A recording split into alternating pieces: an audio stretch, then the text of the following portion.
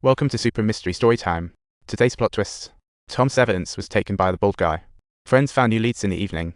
That unlucky guy who crashed his car called the property number ending with 3,586 17 times on the day Summit was murdered. Talk about bad luck. The moment Tom saw that number, he called it right away, but sadly, the person on the other end was busy, because Will was right in front of him. Just out of the police station, Ellie still hadn't caught his breath when he almost ran into Will at home, his heart racing as he quietly reached for his knife, ready to greet him. Will had come with the intention of getting him to deal with the content of the USB, but the next day, Baldy located Tom at the precinct and went on and on about a myriad of things without ever reaching the main issue. It was truly embarrassing.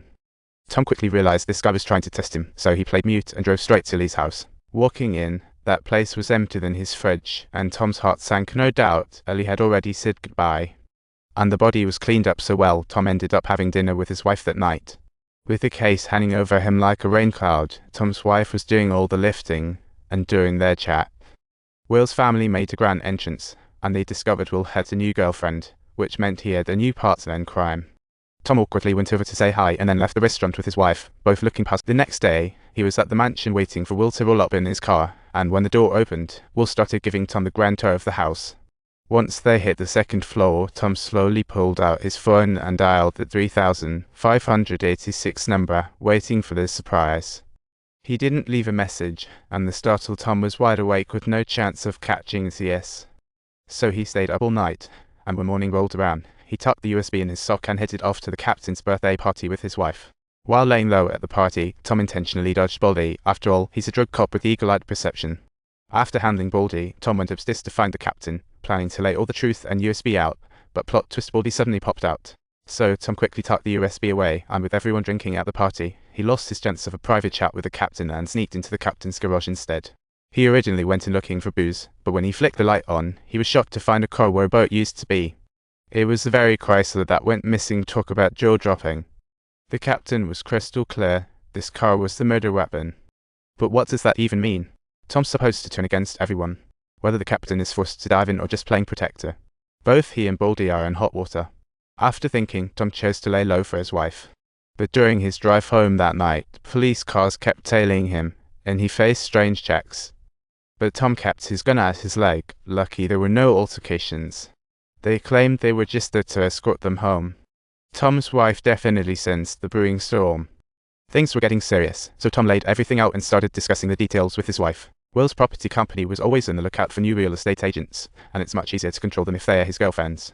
Not exactly great practice. After selling the houses, Will would stash flyer and then have Baldy do the checks. Once they were confiscated, Baldy's company would swoop in for a lowball purchase. Then Will's company would keep selling them. What a shady cycle. Desert didn't make a dime in a year and a half. So he was working for a free story of his life. Desert sensed the flyer's secrecy and tried to tip off the FBI. But before he could call, he got taken out. Will already knew he was in touch with his ex. Will pinpointed when he would be on a date, making sure his goons would handle the job afterward.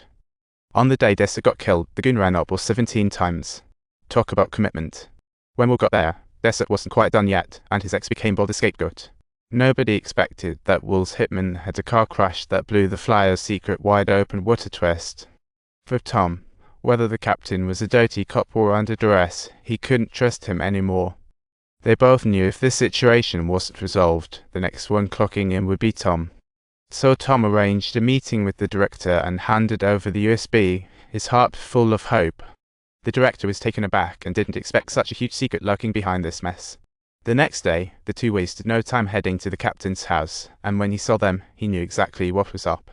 He poured himself a cup of coffee slowly and placed it gently on the table before calmly saying, "Let's take whatever it is upstairs to discuss. Come on, all of you, friends. Please leave a Tom is amazing in the comments section." This, my friends, marks the turning point where the veteran captain's fate becomes Tom's crucial comeback opportunity. Let's stay tuned to see what happens. After the shootout, Tom slowly and carefully stepped out of the bathroom, his mind filled with contemplation on how to tackle the thorny situation at hand.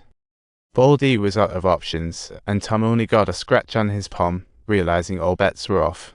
But instead of answering Baldy, Tom gritted his teeth and called 911. A real bummer. Watching the captain's kids outside, Tom felt a deep sense of turmoil inside.